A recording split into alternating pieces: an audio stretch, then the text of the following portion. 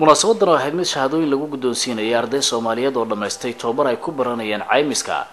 isla markaana ay ka soo qayb galeen marti sharaf kala duwan iyo saraakiil ka socotay hay'adda caymiska Soomaaliyeed ee Takaaful ayaa inta badan ahayd mid diiradda lagu saarayay ahmiyadda ay leedahay in caymiska la barto ardaydii soo baratay ama dhamaystay tababarka ay ku baranayaan caymiskana kula dardaarmay in wixii ay barteen ay uga faa'iideeyaan mujtamaca kale iyaguna aan fursad u helin maadaama ay 32 tahay shirkaddu waxay u baahan doontaa boqolaal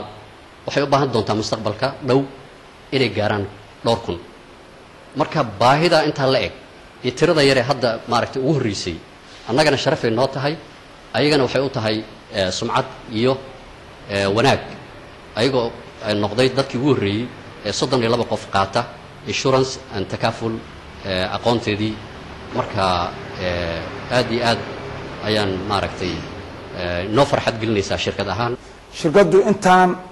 asad bay u tahay waayo waqtiga la idin geliyay aqoonta la idin geliyay iyo rabitaanka la idin hayaba muhiimadeeda leedahay dalkuna asad baa u tihiin markii intiinaana wax baratay oo dalka u dhalatay oo rabtay inay wax ku koriso ama wax soo saar u samayso ayaa tihiin waxaan rabnaa marka kuwa dambe in ka dambeeyana inay in ka tala qaataan ama aad hormood u noqotaan shirkadaana waa shirkad ku soo korortay dalka ku soo korortay hadda muqdisho ka bilaabatay waxaan rajaynayaa waxaad baratay inaad shahaado u qaadataan waxaan rajaynayaa shahaadadaas aad qaadataan waxaad ku xisaabtaan asad aad leedihiin in noqoto shirkadda laftigeeda dad ay wax baratay bay u tahay oo asad bay u tahay inay shahaado siiso dad iyadoo ay wax bartay waxa shirkadda u product ama u maal ana waa adinka waayo hadina adinku waxba qabanin shirkadda waxba u qabsoomi maayaan marka waxaan rajaynayaa wax qabadkiinu wax soo saarka shirkadda inuu noqdo annaga product aan soo saarnay ama dadkan wax gashanay fikirkeena waa adinka marka waxaanuna waxa wada leenahay waay sababtoo ah hadaad adigu ka shaqeysay ama aan ka shaqeysto waa wax naga dhaxeeya mudanayaal ka tirsan baarlamaanka federaalka Soomaaliya oo madasha ku sugnaa ayaa iyaguna qaarkood halka khudbado ka jeediyay iyagoo sheegay in dalka marka la fiiriyo marxaladda uu ku jiro iyo sida horumar gudihiisa ay uga jiraan aan la isu babacdhigi madaxdii hore ee dalka waxay ka qayb gali jireen ilaa 20 iyo dhowrkii sano dambe dagaalo la abaabulay anigana maanta ka soo qayb galo wax soo saar dalkan lagu saaidinayo waa in nasiib weey aad baan ugu faraxsan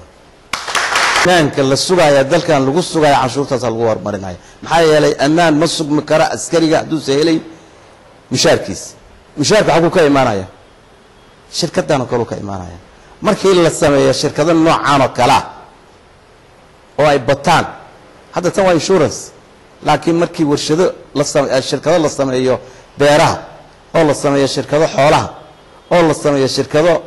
mineralska iyo petrolka dalkeena ka buuxo barwaaqada ka buuxda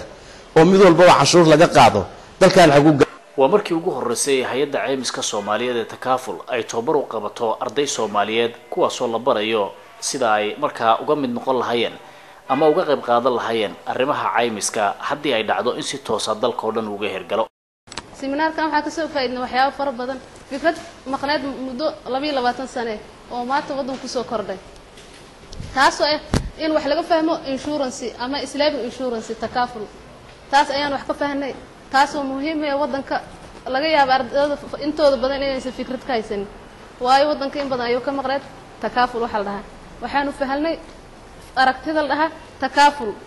waxa ay ka qabto diinta islaamka iyo ayada waxay sida u shaqeyso waa fikrad aad muhiim u ah oo inaga maqneed waxaan aad ugu faraxsanahay seminaarkan muddada soo socday ama muddada soo jiitamay in maanta uu noo soo gabagaboobo uuna ku soo gabagaboobo marxalad aad iyo aad u sareyso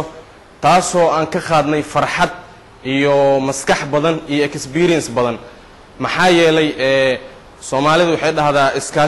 iskaashataa wax isarta mar walba anaga hadda waxaan nahay dad iskaashata ah waxaan nahay dhalinyaradii wadankii